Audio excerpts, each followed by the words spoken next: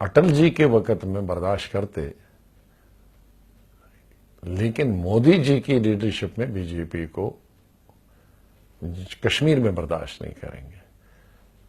फर्क इतना है, अटल जी के वक्त में बीजेपी को लोग बीजेपी समझते हैं, मोदी साहब के वक्त में बीजेपी को आरएसएस की हुकूमत समझते हैं। तो बहुत फर्क है।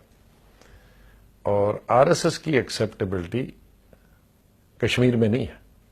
बीजेपी की हो सकती है लेकिन आरएसएस की नहीं हो। और मैं खुले पार्लियामेंट में ये रिकॉर्ड है, 15-20 मिनट तो मैंने इसी पर सर्फ किए कि मत हुकूमत बनाओ, इससे कश्मीर में आने वाले समय में हालात खराब होंगे और आपको पछताना पड़ेगा। और आज वो हकीकत सामने आ गई है। तो government of India, prime minister से लेकर नीचे सब असफल हुए और शायद कश्मीर के राजनीति के बारे में वो ऊपर से ही सरसरी जानते थे लेकिन अंदरूनी चीजें नहीं जानते थे। जिसको आप फेल्योर कह रहे हैं वो अपने क्रेडिट के तौर पे देखते हैं। वो ये कहते हैं कि हमने जिस तरीके से हैंडल किया, हमने ये कहा था कि हम आतंकवादियों के साथ टफ हो जाएंगे और देखिए बुरहान वानी नहीं रहा। हमने ये भी कहा था उसके बाद कि हम अगर पाकिस्तान बाज नहीं आएगा हम सर्जिकल स्ट्राइक हमने कर दी, जो इसके पहले नहीं हुआ कभी।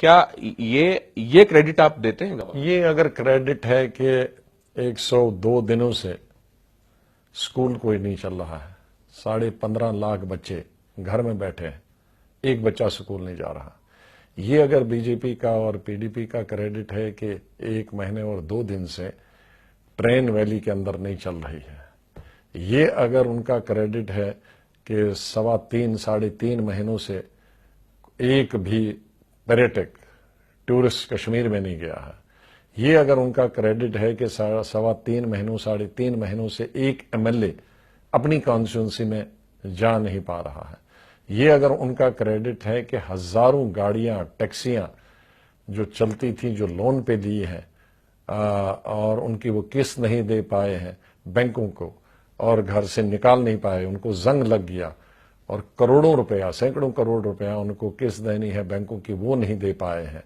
और ये उनका अगर क्रेडिट है कि 12-13 हजार लोग जख्मी हैं और 3,500 लोगों को ऑपरेशन करना पड़ा, ये अगर बीजेपी और पीडीपी का क्रेडिट है कि 1100 लोगों को पैलेट गन्स लगी हैं और इसमें 250-300 की आंखें चली गई, ये अगर उनकी उपलब्धि है तो ये भारतीय जनता पार्टी को मुबारक हो। जब तक पार्लियामेंट था तो तब तक रोज कश्मीर के मुद्दे पर चर्चा होती थी।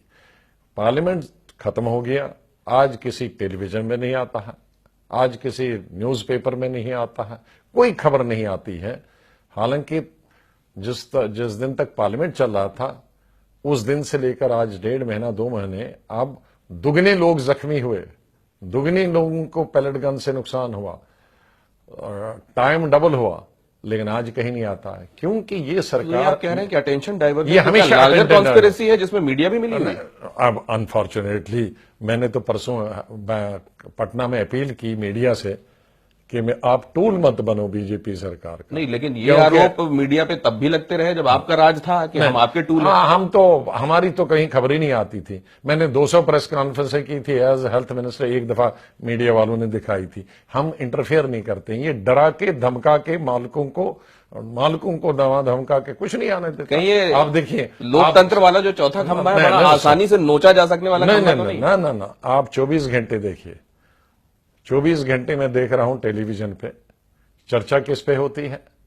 चर्चा होती है ट्रिपल तलाक होना चाहिए या नहीं होना चाहिए। 24 घंटे चर्चा होती है पर्सनल लॉ होना चाहिए कि नहीं होना चाहिए।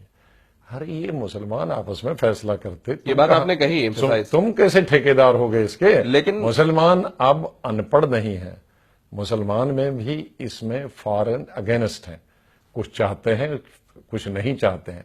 तो अगर उनके बीच में विवाद है तो गवर्नमेंट क्यों उसमें रोज पड़ती है? हम ऐसा चाहते हैं, ये जो ट्रिपल तलाक की तरफ लड़ाई और मुस्लिम पर्सनल लॉ की लड़ाई और ये अयोध्या में पार्क बनाने की लड़ाई, ये तमाम यूपी में इलेक्शन जीतने के लिए, ताकि वहां हिंदू और मुसलमान हो, मुस्लिम हो जाए, आपस में झगड़े हो जाए और ये जीत जाए।